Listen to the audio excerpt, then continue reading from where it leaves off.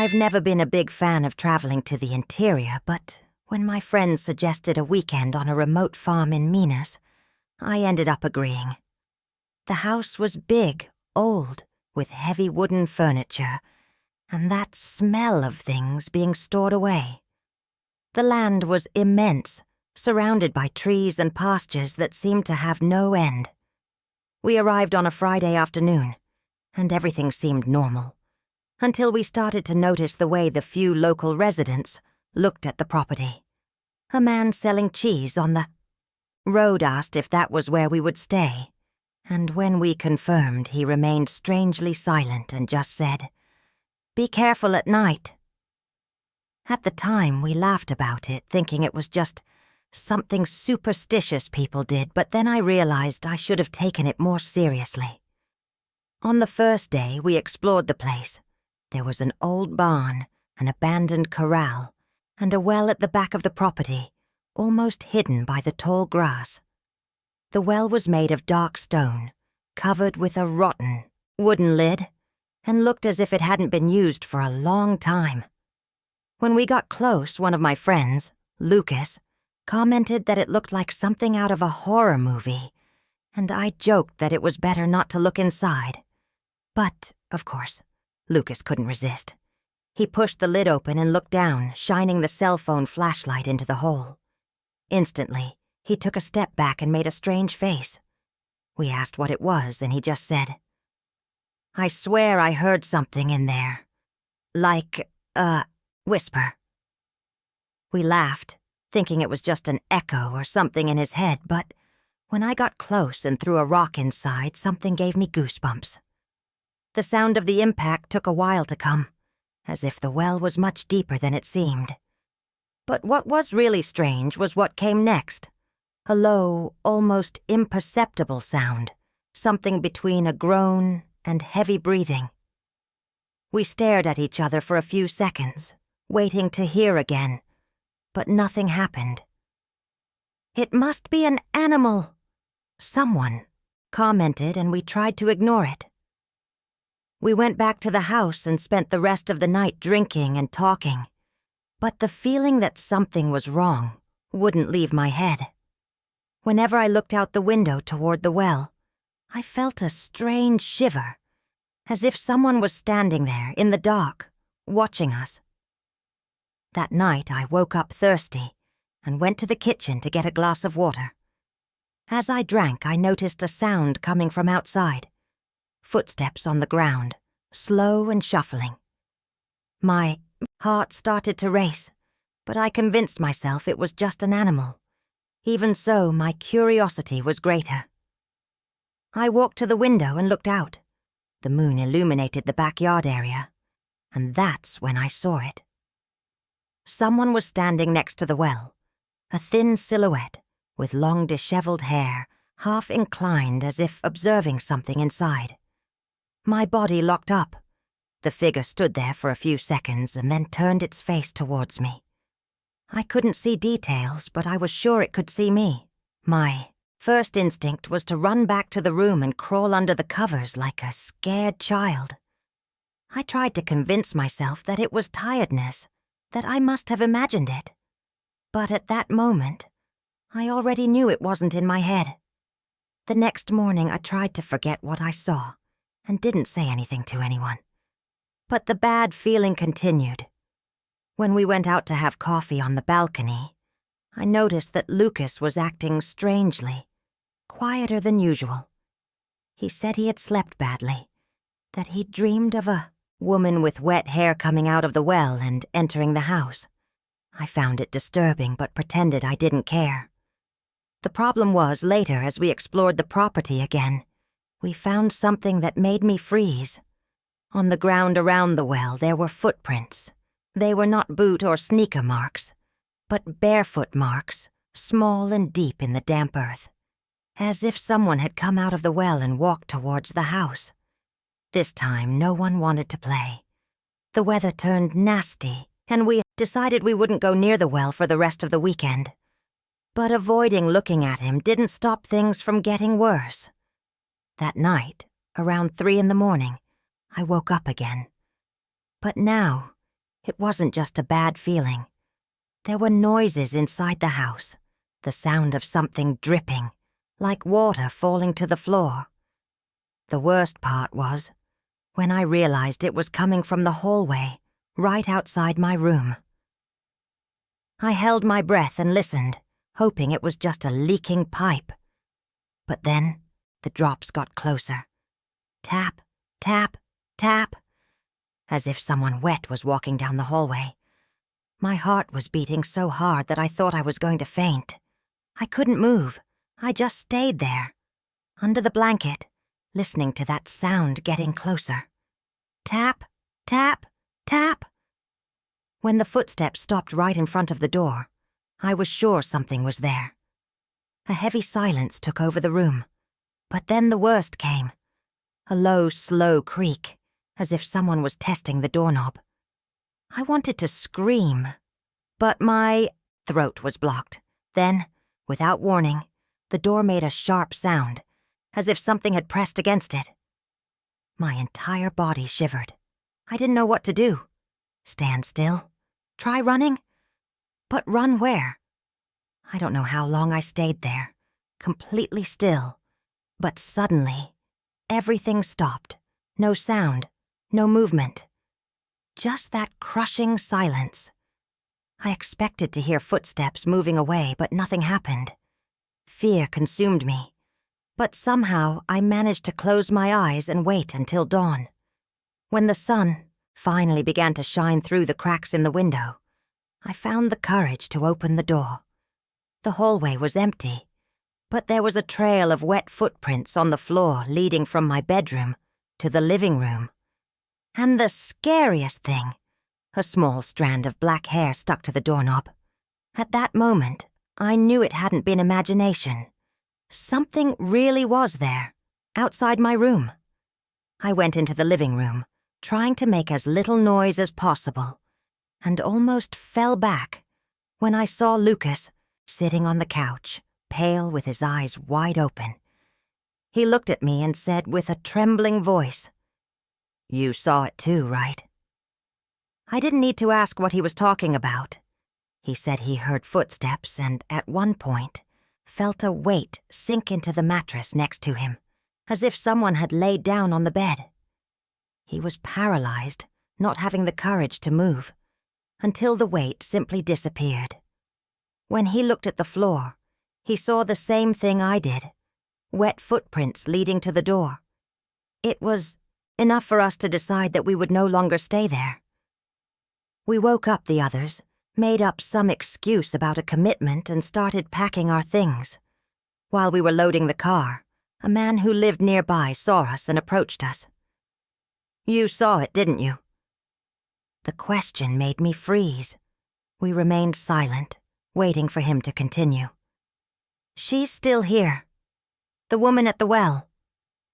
We asked what he was talking about, but he just shook his head and said, "It's been a while, but she hasn't left."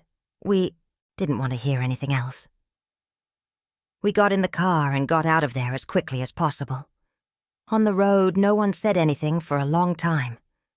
I drove with sweaty hands, feeling that pressure in my chest, as if something was still accompanying us. The house was left behind, but the fear was not. The worst thing was the feeling that we hadn't completely escaped. Before we arrived in the city, Lucas, who was sitting in the passenger seat, pulled his cell phone out of his pocket and looked at the screen with a strange expression. "Dude, my camera's open." He turned the phone toward me, and for a second my brain refused to process what I was seeing. The last photo taken showed the room he slept in the night before. The bed, the blanket piled up, and there, in the corner of the image, an indistinct shadow. It looked like a woman, standing, looking at the bed. We stopped the car on the side of the road and stared at the photo in silence. Nobody remembered taking it off, and even if it had been accidental, who or what was in that image?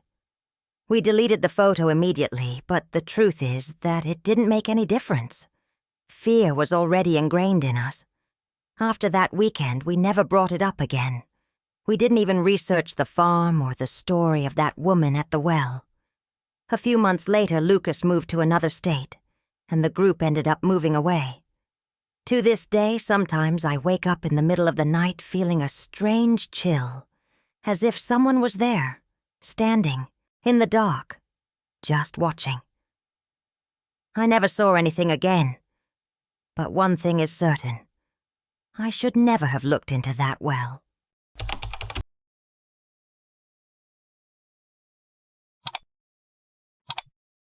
I work as a night watchman in an underground parking lot in a shopping mall. It's not the most exciting job in the world, but it pays the bills, and I've always enjoyed the quiet of the early morning. My shift starts at 10 p.m. and goes until 6 a.m., and most of the time it's just me, silence, and the distant sound of cameras whirring as they move. Sometimes a cat appears there, rooting around in the corners, but other than that, nothing much. Or at least it was that way, until I noticed that car. A black sedan, an old model, with a strange shine on the bodywork, as if it had always been freshly polished. He was registered in the system, coming and going, but I never saw anyone driving. At first, I thought it was just some management error, but the more I paid attention, the stranger it became. One of the nights, I decided to check it out in person. The car was in the same spot as usual, near the service elevator, where the cameras had a rather bad angle. I approached slowly, footsteps echoing on the cold concrete. When I got close, I realized there was someone inside, the silhouette of a person in the driver's seat, motionless. My heart sped up, but I took a deep breath and knocked on the glass. Nothing. I hit again, harder. The person didn't move. I took the flashlight from my belt and illuminated the interior, and that was when I felt the first shiver down my spine. The bench was empty. There was no one there. My stomach instantly turned.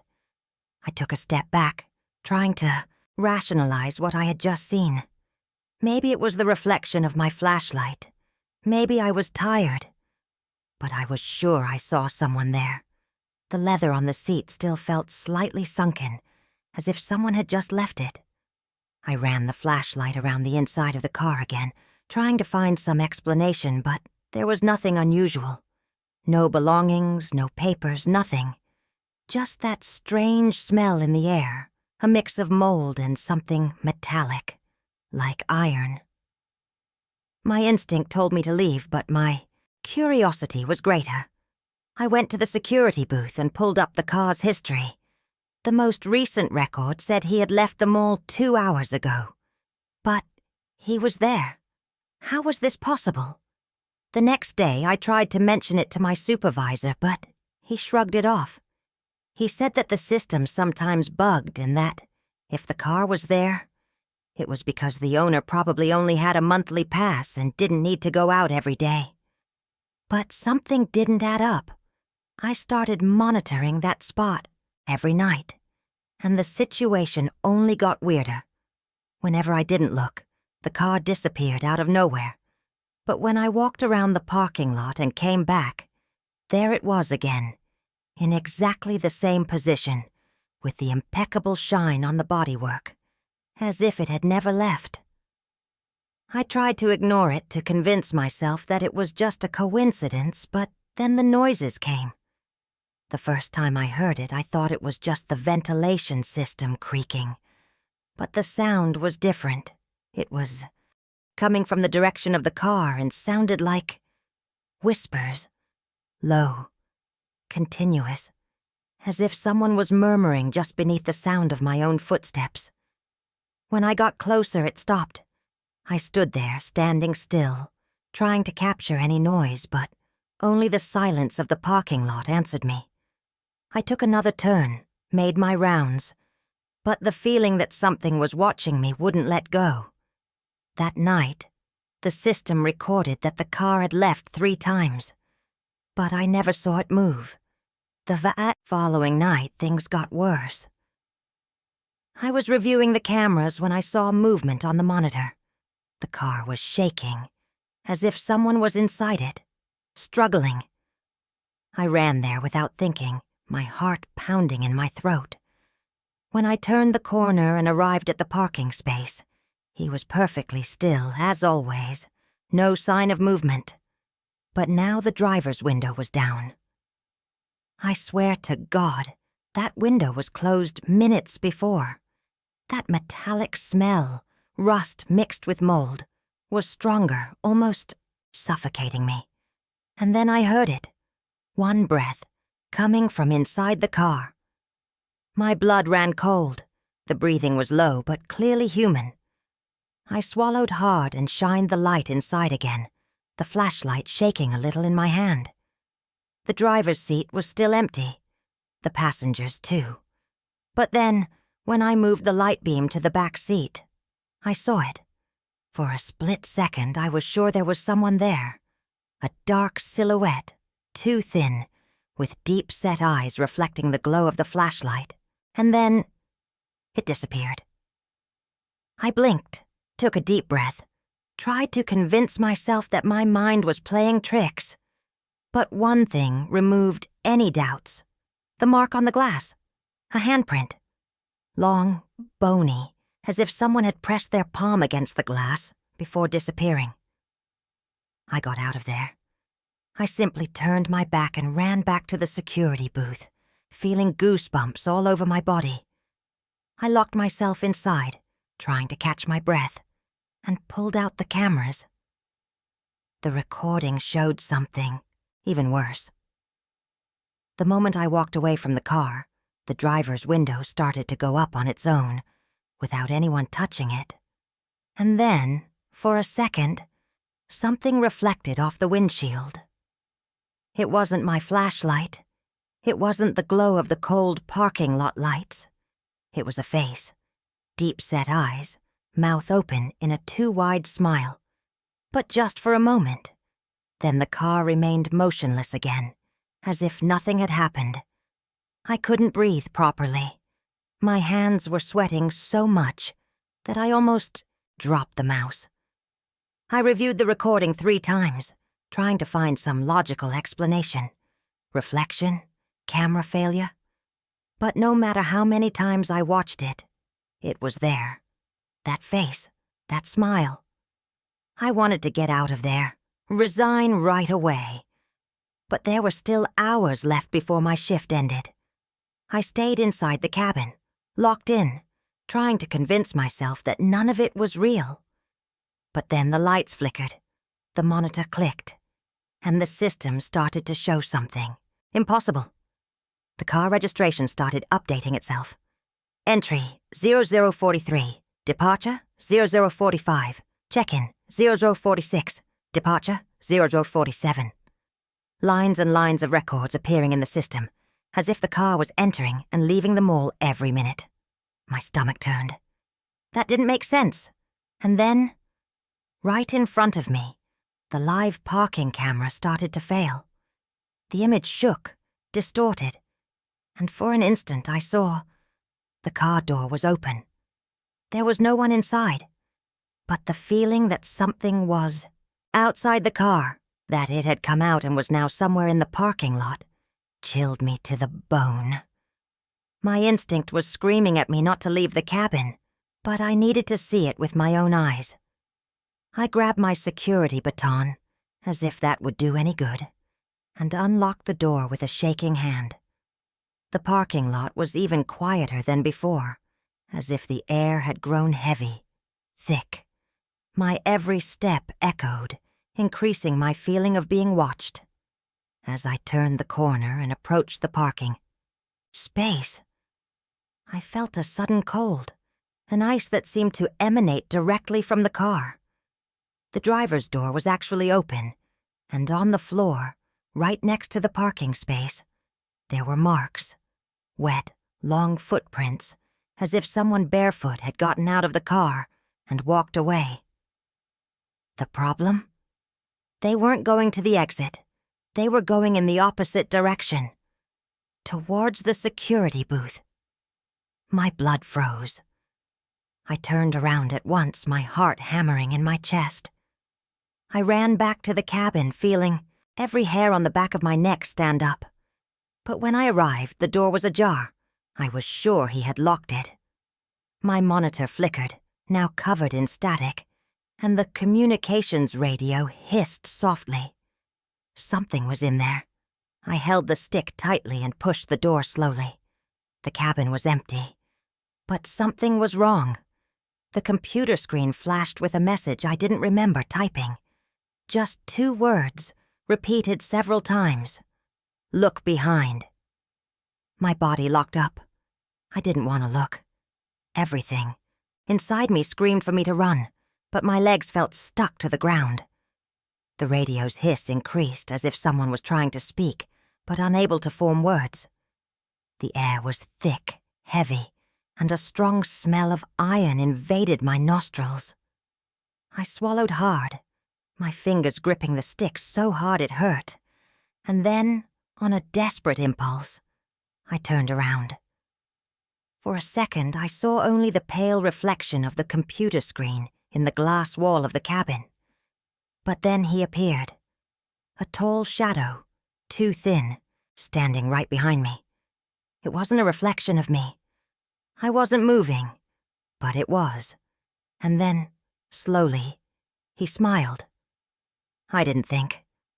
I simply threw myself forward, hitting the table and almost knocking over the monitor. My body acted before my mind processed anything.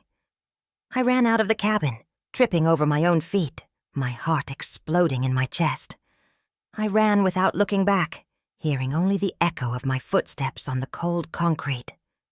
When I reached the service elevator, I pressed the button, repeatedly begging for it to open soon. The parking lot lights were blinking non-stop now, and a strange noise began to fill the space. A dull crack, like joints breaking. The elevator opened. I jumped in and smashed the downstairs button. The doors closed too slowly. But before they closed completely, I saw it. The silhouette was there, standing next to the car. Sunken eyes, the same smile, looking at me. When the elevator doors finally closed, I collapsed against the metal wall, breathing like I'd run a marathon. My entire body was shaking, and my chest was rising and falling uncontrollably. That wasn't in my head. I saw. I felt it. And I knew that if I had stayed there for a second longer, I might not have made it out alive. But the panic was not over yet. The elevator started to descend, but suddenly, it stopped. A loud jolt made the light bulbs flicker, and a horrible hiss filled the intercom. I stood there, frozen, expecting the worst. Then, a sound. Low, muffled, but clearly coming from the elevator speaker. It was a whisper. "Come back!" My eyes widened, and a lump rose in my throat. I started pushing buttons like crazy, whatever, just to get out of there. The elevator shook once more, and finally moved again. The doors opened on the ground floor, and I ran out without looking back. I didn't even wait for the mall manager to arrive. I just went home, sat on the living room floor, and stood there, with all the lights on, trying to understand what had just happened. The next day, I called the company and resigned. I didn't explain anything. I didn't even try. I knew no one would believe it. I spent weeks without being able to sleep properly, always with that feeling that something was watching me. But the worst came later. One day, while I was in traffic, I stopped at a light and looked in the rearview mirror. And there he was, the same car, the same shine on the bodywork, stopped 2 lanes back. My blood ran cold. I didn't wait for the light to change. I just took off and left. Since then, I have never seen him again. But every time I'm alone in a parking lot, I smell that metallic smell in the air. And I wonder if one day he will return.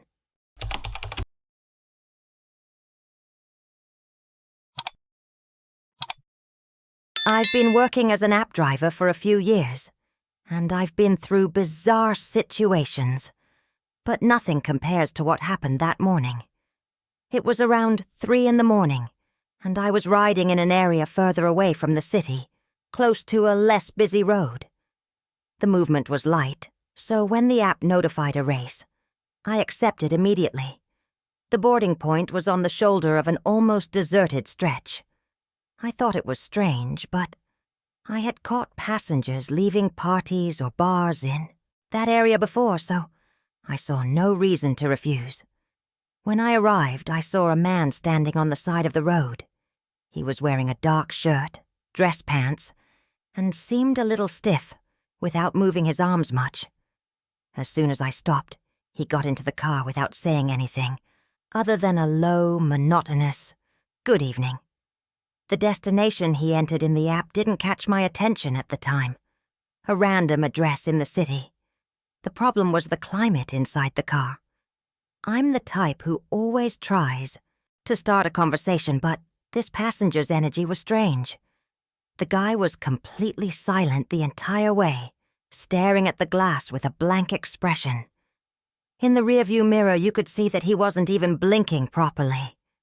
At one point, I tried to break the silence. "It's cold tonight, right?" Nothing. No reaction. That's when I started to feel really uncomfortable.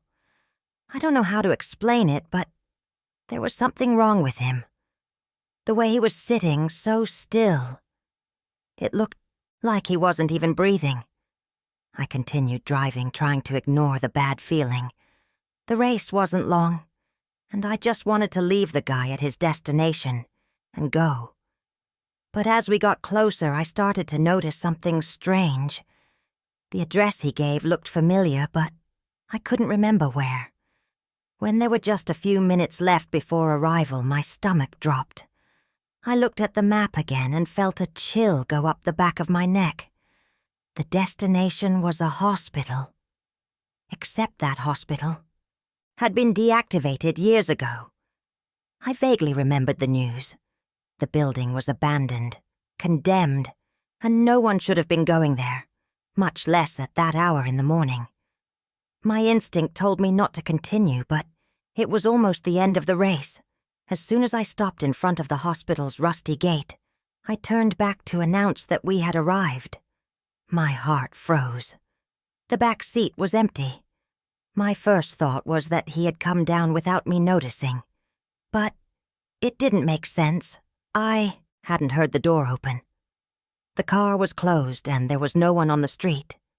My hands shook as I looked around, looking for any sign of him. Nothing. Not a soul alive. That was when the most disturbing sensation came. The bench was still slightly sunken, as if someone had just left it. My breathing became heavy. I turned forward and squinted, trying to process what was happening. Maybe it was tiredness. Maybe I was imagining things. But when I looked at the app, I felt my blood run cold. The race was still active. The passenger never cancelled, never finalized. It was as if he were still there. My palms were sweating as I tried to close it manually. But the app crashed.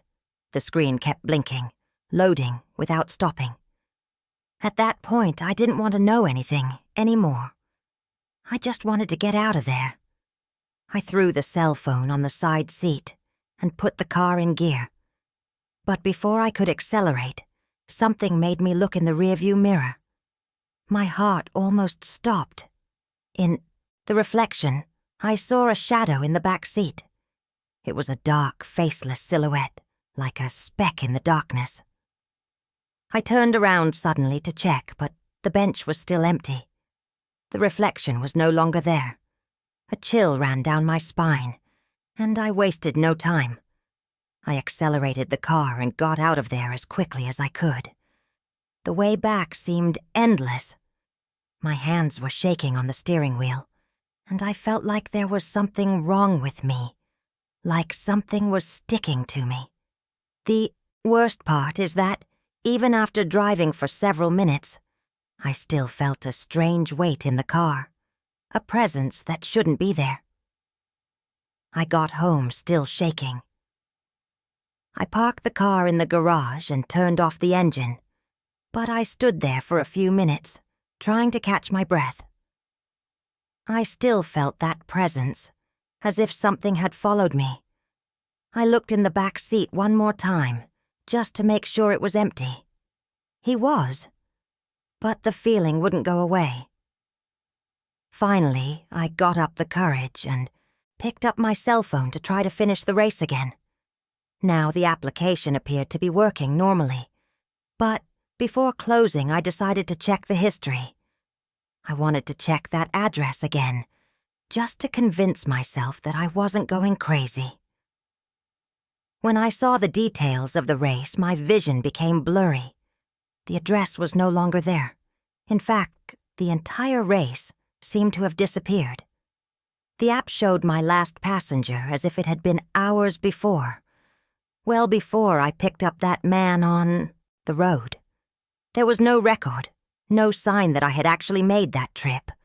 I felt a lump in my throat. My mind tried to find a logical explanation, but everything seemed wrong. I turned off my cell phone and went straight to the shower, trying to forget about it. But as the hot water fell on me, something made me shiver from head to toe. On the fogged glass of the shower, a mark slowly appeared, as if someone had run their fingers there. 3 long parallel marks. I was alone at home. I came out of the shower almost tripping, with my heart racing. I hurriedly grabbed a towel and went straight to the bedroom, locking the door behind me. I didn't want to think about what I had just seen. Maybe it was just paranoia. Maybe the steam from the shower had created those marks on its own. But deep down, I knew that wasn't it. I lay in bed trying to convince myself that I was safe, but sleep wouldn't come. Every time I closed my eyes, I felt that same feeling as before, as if I weren't alone in the room. The presence would not go away. That night, I didn't sleep. I lay still, waiting for the sun to rise, trying to ignore the idea that maybe I had brought something with me on that run. The next day, I decided to tell some fellow drivers what happened, hoping someone would have a logical explanation for it. But what I heard only scared me even more. As soon as I mentioned the disabled hospital, one of the guys looked at me seriously and said, "You took the passenger, right?" I asked what he meant by that, and he said I wasn't the first. Other drivers had already reported exactly the same thing. A man stopped on the road, asking for a ride to that address, and then disappearing from the back seat before arriving. And the most bizarre thing? Everyone described him the same way. Same face, same clothes, same silence. My stomach instantly turned. What do you mean other drivers had already experienced this? I asked if anyone knew who the man was, but no one had an answer. Some said that, years ago, a patient escaped from that hospital before it was closed and was never seen again. Others believed it was the spirit of someone who died there and couldn't leave. But the part that gave me the most goosebumps was when one of the older drivers looked at me seriously and said, "The worst part isn't picking up that passenger. The worst part is when he comes back." At that moment, I felt a chill down my spine that I couldn't explain. I spent the rest of the day trying to forget about it, but the feeling of being watched wouldn't leave me. It was only at night, when I finally got into the car to leave, that I noticed a detail that I hadn't noticed before. On the back window, right in the part that was fogged by the Serene, there were marks, as if someone had leaned there, as if a face had been pressed against the glass. My blood ran cold. I didn't wait to see anything else. I grabbed a cloth, cleaned it up as quickly as I could, and left. But since that night, every time I'm driving alone in the early hours of the morning, I can't help but look in the rearview mirror, hoping to see something there. Because deep down, I know. Sooner or later he will come back.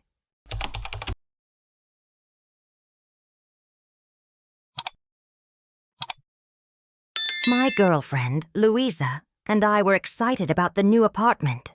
It was furnished, spacious, and had incredibly cheap rent for the location. At first, we thought it was a scam, but the paperwork was all right. The owner, a friendly man, told us that the previous tenant had left without warning and left everything behind. Strange, but we don't mind too much. We moved in on a Saturday afternoon, and for the first week, everything was great. The building was silent. The neighborhood was peaceful. But then, in the second week, the noises started. Every night, around 2 a.m, we woke up to the sound of a TV playing in the living room. At first, I thought it was a neighbor, but the sound was coming from inside our own apartment. The first time it happened, I got up a little sleepy and went to see. The TV was off, the remote control in the same place where I left it. I returned to the living room, convincing myself that I should have imagined it. But the next night it happened, again. And the other one too. The sound wasn't loud, but it was clear, muffled voices, as if an old program was playing. But whenever we went to check, the TV was off. Things got stranger when we started paying attention to the details. The sound never came clearly. It was always that muffled hiss, as if it were an old transmission, sometimes with stray words that didn't make sense. One night I managed to make out something like, "He's still here." But it could have been my imagination playing tricks. Louisa started to get restless. She tried to ignore it, but I could see on her face that it was messing with her. One night, when the sound started again, she squeezed my arm and said softly, "Someone is talking." My stomach turned. I had heard it too. That's when I decided to record. I took my cell phone, opened the audio recorder, and left it in the living room before going to sleep. The idea was to prove to ourselves that it was nothing, that it was just street noise or something. But when I woke up and went to listen, I felt a chill run down my spine. At first it was just the hissing, but after a few minutes the voices started, loose sentences, muffled whispers, some words cut out. And then, something that made my blood run cold. A deep, drawling male voice whispered very close to the microphone, "You've already seen me." My entire body shivered. I showed the audio to Louisa and saw her face lose color as she listened. She paused, came back, listened again. "That's not possible," she murmured, her voice shaking. I wanted to believe it was some kind of interference, an ambient sound distorted by the microphone. Anything other than that. But then she asked a question that made me break out in a cold sweat. "What did he mean by, 'Have you seen me?'" My brain started replaying the last few days. I hadn't seen anyone strange, anyone suspicious. At least that's what I thought. But an uncomfortable feeling remained in my head. As if, in fact, I had already felt that presence before, without realizing it. We decided to investigate. We went to the building's entrance and asked the caretaker about the previous tenant. He looked at us for a moment, as if considering whether to speak, and then let out a heavy sigh. "You didn't know?" I shook my head, and he scratched his forehead, visibly uncomfortable. "The guy who lived there is gone, out of nowhere. One day he just didn't show up anymore. The rent fell behind. Neighbors complained about a strange smell coming from the apartment, And when the police entered, they found nothing. No signs of a fight, nothing stolen. Just the TV on static. My heart raced. Louisa looked at me with wide eyes. The janitor continued more quietly. The only weird thing was his phone. It was on the living room floor with an audio recording open.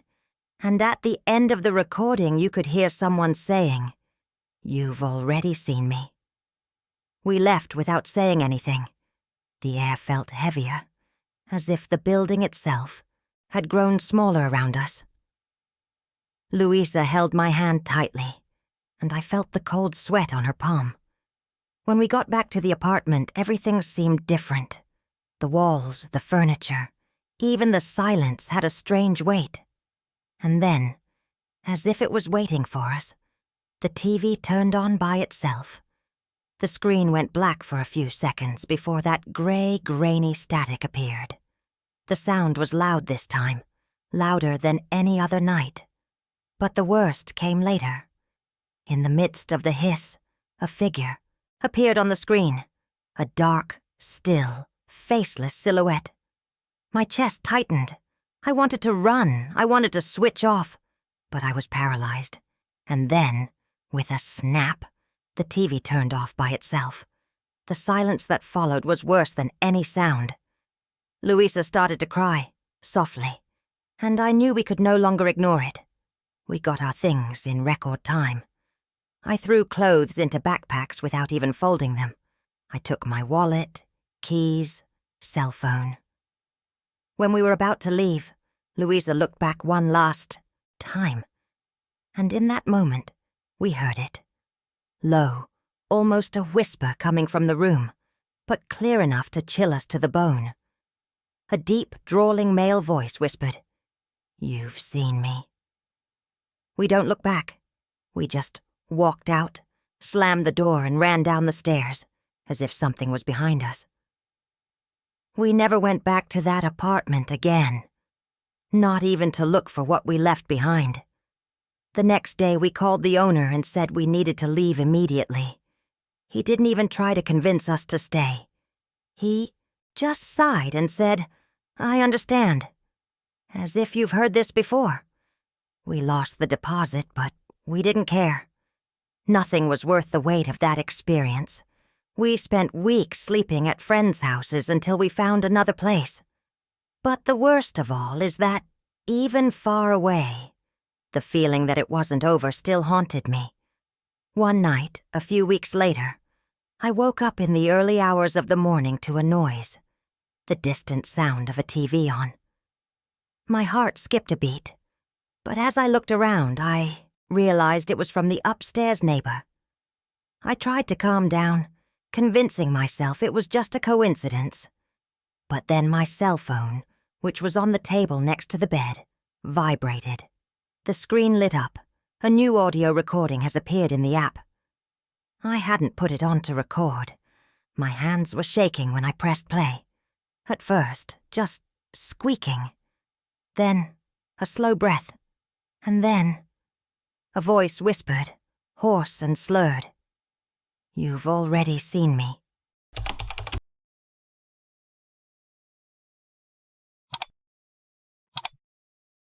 I've traveled this country from end to end, and if there's one thing I've learned in my years on the road, it's that the night can be treacherous. There are a lot of things that we see and simply pretend we didn't see. I've never been one to believe in these haunting stories, but after what happened that morning, I confess that I think twice before saying that they're just legends. It was a common route, a deserted stretch of highway in the interior, the kind that seems endless. Little movement, just the truck's headlights illuminating the road ahead.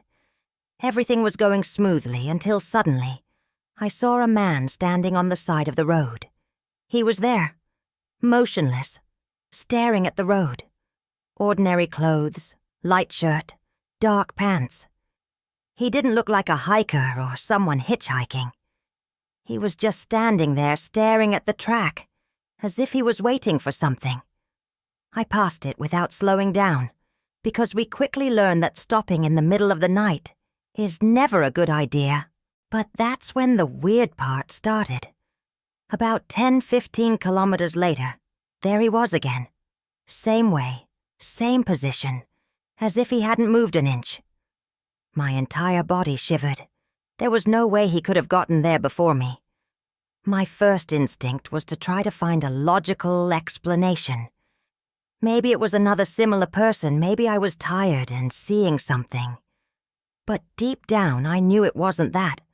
That man was the same. The same face, the same posture, the same empty gaze fixed on the road. I passed straight again, this time feeling butterflies in my stomach that didn't make sense. I kept my hands firmly on the steering wheel and pressed the accelerator. I didn't even want to look in the rearview mirror. My truck was heavy, but at that time, it felt like something invisible was making the journey more dragging, as if the air inside the cabin was becoming denser. I continued driving for another 20 minutes until I finally saw a gas station ahead. I decided to stop, stretch my legs, drink a strong coffee, and, who knows, calm my nerves. As soon as I parked the truck, I got out and went straight to the cafeteria counter, trying to convince myself that it was nothing more than tiredness. But that's when something happened that made me freeze in place. The gas station attendant, a thin guy wearing a cap and with deep circles under his eyes, stopped cleaning the cash register window and looked at me a little pale. "Who is the guy with you in the ride?" he asked in a low tone, almost hesitant. My heart practically stopped. I swallowed hard. "What guy?" I asked, trying to keep my voice steady, but feeling a shiver run up my spine. The attendant pointed with his chin in the direction of the truck.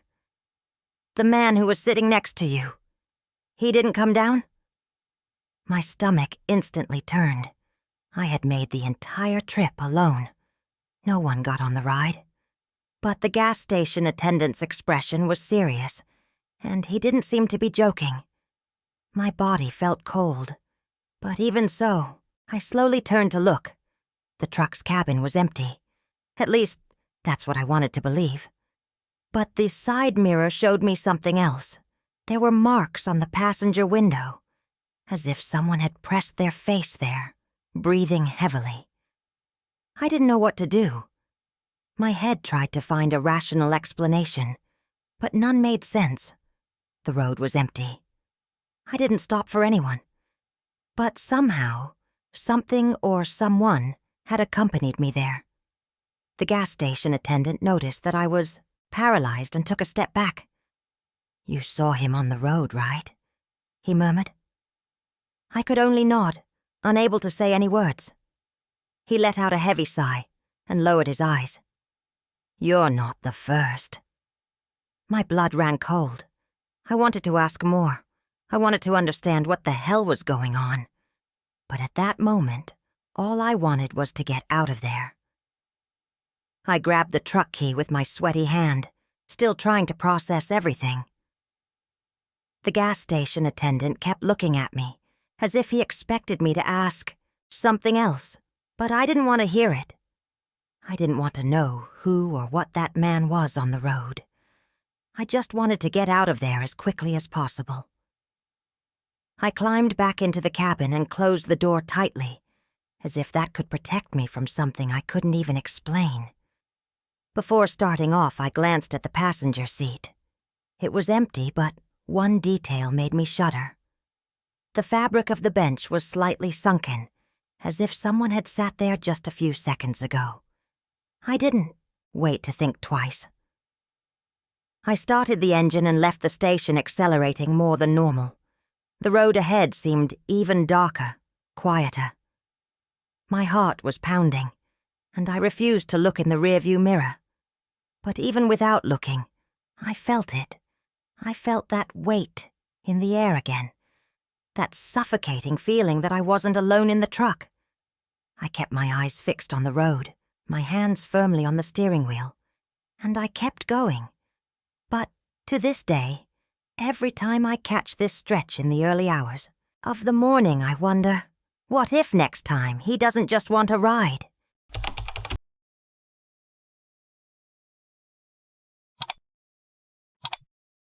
I hadn't spoken to Matthias in years. We were close friends in college, but life moved on and we ended up losing touch, so when his name appeared on my cell phone one night, it gave me butterflies in my stomach. It was a voice message on WhatsApp. Strange, because I didn't even remember having his number saved. When I pressed play, a faint hiss filled the speaker, followed by rapid breathing. "Anna." The voice was weak, distorted, almost unrecognizable. "It helps me. I'm stuck." After that, just silence. My heart raced. I tried to respond, but the message had a single tick. He didn't receive it. I called right away, but the phone made that dry sound of a non-existent number. Like this? I opened Google, typed his name, and got a shock. Matthias was missing. 5 years ago. My entire body shivered. I stared at the phone screen, trying to process it. It didn't make sense. If he had been missing for 5 years, how had I just gotten a message from him? I tried to convince myself that it was a prank, someone using his old number. But something about that recording bothered me. The voice, the desperate tone, the strange hiss, as if the message had crossed some barrier to reach me. I decided to send an audio back, even though I had no hope of a response. "Matthew, where are you? What's going on?" But, as expected, the message was never delivered. I spent the next few hours searching for everything I could about his disappearance. The news was vague. He simply disappeared on a trip to the interior, leaving no trace, no bodies, no signs of foul play. It just disappeared. Friends and family said he seemed paranoid in the last few weeks before he disappeared, mentioning nonsensical things like, "Someone is watching me," and "If something happens to me, don't try to find me." The strangest thing came when I decided to look on social media. I opened Facebook and started looking at the profiles of mutual friends. That's when I realized something that made my blood run cold. I wasn't the only one who received a message from him that night. In the old college group, someone had already posted about this. Did anyone else receive a message from Matthias today? The post had dozens of responses. Some people received audio similar to mine, with a weak and distorted voice asking for help. Others received only hissing noises, or an unsettling silence. A girl, Carol, wrote something that made me freeze. His voice sounded like it was coming from far away, but when I turned up the volume, I swear I heard someone whispering behind him. A guy responded shortly after. I heard it too. It was a deep voice. I couldn't make out what he was saying, but it seemed too close. My breathing became shallow. This wasn't a mistake, it wasn't a prank. Something was happening. I decided to send a message to some people who responded to the post. Most of them were as scared as I was, but one of them, Lucas, sent me something that made me feel heavy in my stomach. He attached a print of the call he tried to make to Matthias right after hearing the message. In the history, the number appeared as unknown, but the time was exactly the same as when I received the recording. And then he wrote, "This was not a mistake. Someone or something wanted us to hear this message." After that, my obsession only grew. I spent the night researching more about Matthias's disappearance. The last time anyone saw him was in a small town in the countryside, about 3 hours from where I lived. He was staying in a simple inn, and left there in the middle of the night, alone. The security camera at the reception recorded him leaving in a hurry, looking over his shoulder, as if he was running away from something. After that, it disappeared. No trace. No sign of where it went. Just one strange thing. In the camera footage, right after he disappears from view, there is a slight problem in the footage. For a moment, the image becomes distorted, and a shadow appears to cross the street, as if something is following him. The next morning, I made a decision. I took the car and went to the city where he disappeared. I didn't warn anyone. Something inside me said that I needed to go there, that maybe there were still answers waiting. When I arrived, the place seemed ordinary, small, peaceful, with almost empty streets. I went to the inn where he stayed. The owner, a man with a drawl, greeted me with a suspicious look. When I mentioned Matthias's name, he got tense. "Are you related to him?" I shook my head, saying we were friends. The old man sighed, scratched his forehead, and said something that made my mouth dry. "You shouldn't have come here." I swallowed hard but tried to remain calm. "Why?" I asked, trying to sound casual, but feeling my heart hammering in my chest. The inn owner looked around, as if checking if anyone was listening, and motioned for me to follow him inside. He took me to a small office in the back, where he closed the door before continuing. "That boy, Matthias, he wasn't the first to disappear like that." My hands started to sweat. "What do you mean by that?" I asked. He sighed and rummaged through a drawer full of old papers. After a few seconds, he pulled out a yellowed newspaper clipping and handed it to me. The headline sent a shiver down my spine. "Young man disappears without a trace. Last record was a distress call." The date was 10 years ago. I started reading the article and my head spun. The story was frighteningly similar to Matthias's. A young man, traveling alone, staying at that same inn. And then, one night, he disappeared. The only clue left behind? A call he made to a friend, saying he was being followed.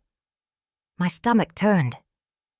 Did this happen more than once?" The old man nodded grimly. 3 times in the last 20 years. Always someone outside. Always the same way. They disappear, but then they make contact. My fingers tightened on the newspaper. "Contact?" He sighed and looked me in the eyes. "Messages. Calls from numbers that don't exist. Asking for help." My throat was dry. The inn owner continued. "It always happens the same way. The messages appear years later, to people close to them. But no one can ever answer. And whoever tries to find out more..." He trailed off as if choosing his words carefully. "Whoever tries to find out more ends up listening too." A shiver ran down my spine. "Listening to what?" He didn't respond right away. He just took an old cell phone out of the drawer, turned it on, and pressed play on an audio file. The hiss filled the room, and for a moment that was it. Then, a panting breath, and then, a voice. Faint, distorted, almost unrecognizable. But I understood perfectly what he was saying. "It helps me. I'm trapped." My eyes widened. It was the same message I received, the same intonation, the same despair. I pulled away, feeling my entire body shiver. "Is this from Matthias?" I asked, voice cracking. The old man slowly shook his head. "No, this audio is over 10 years old.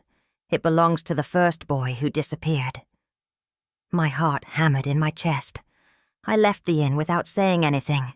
I got in the car and tried to breathe. But the truth was impossible to ignore. Matthias wasn't just missing. He was trapped somewhere. A place he made contact with from time to time.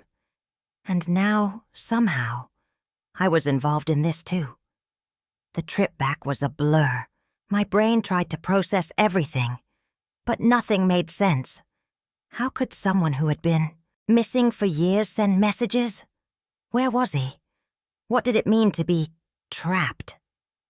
The worst thing was the nagging feeling that I had gone too far, that now, somehow, it noticed me.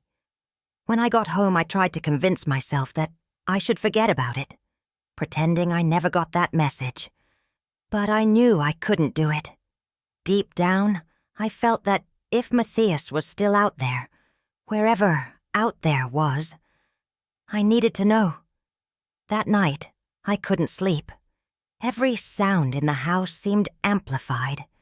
The ticking of the clock, the creaking of wood, the distant noise of traffic. My cell phone was on the bedside table, and I glanced at it from time to time, as if waiting for something to happen. And it happened. At 3:12 a.m., the screen lit up. A new audio.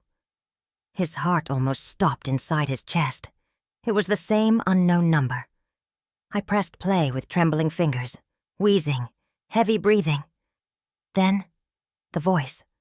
But this time, something was different. Matthias's voice was clearer. "Anna, I tried, but they know you're listening." My body locked up. I wanted to put down my cell phone, delete the message, pretend that none of this was happening. But I couldn't. The silence in the room felt thick, as if something was there with me, waiting for my reaction. My finger shook when I pressed to unmute. The hissing was the same, the breathing, Matthias's voice. But now, paying more attention, I noticed something in the background. Low, almost imperceptible. A strange sound like someone was talking, but the words were whispers too fast to make out. I put on headphones and turned up the volume. That's when I heard it. It wasn't just a sound. They were several voices.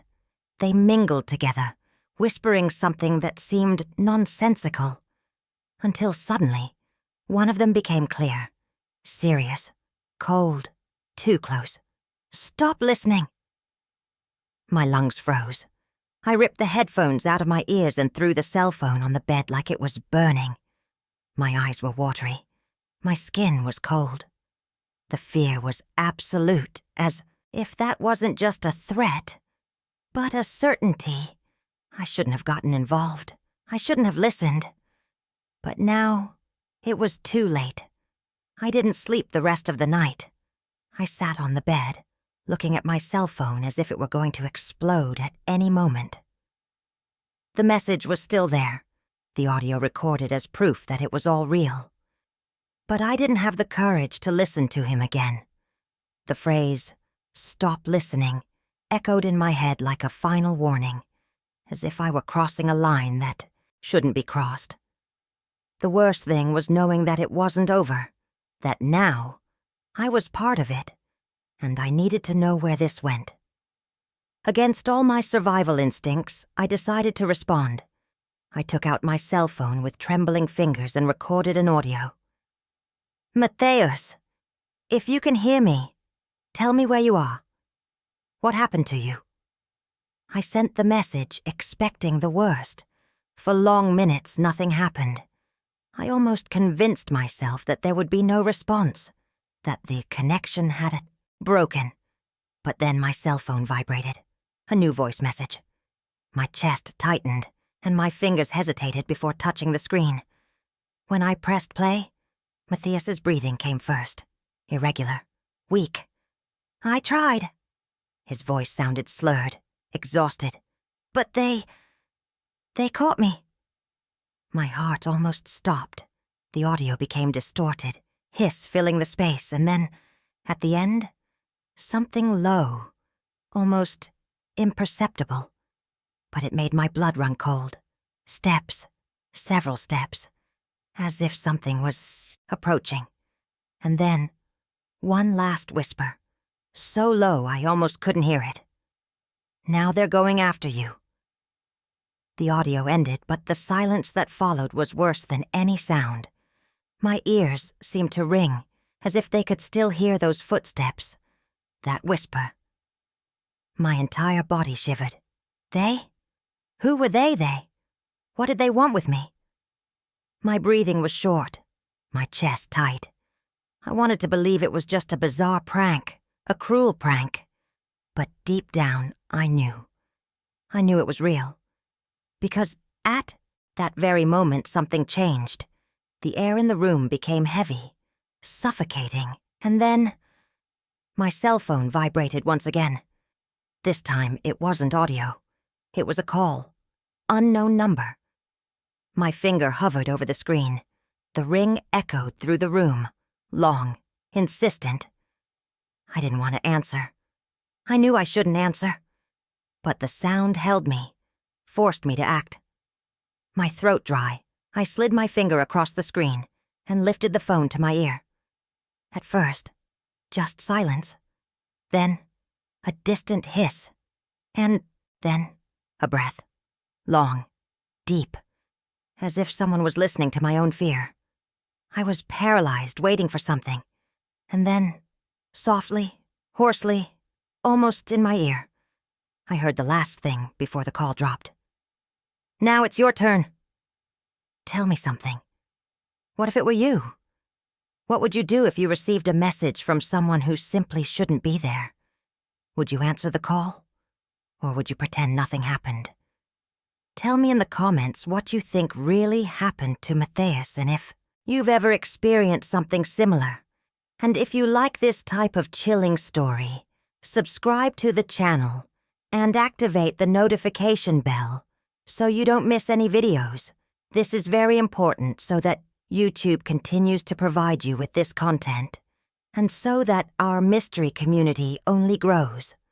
Now, if you found this story scary, the next video that appears on the screen will make you even more uneasy.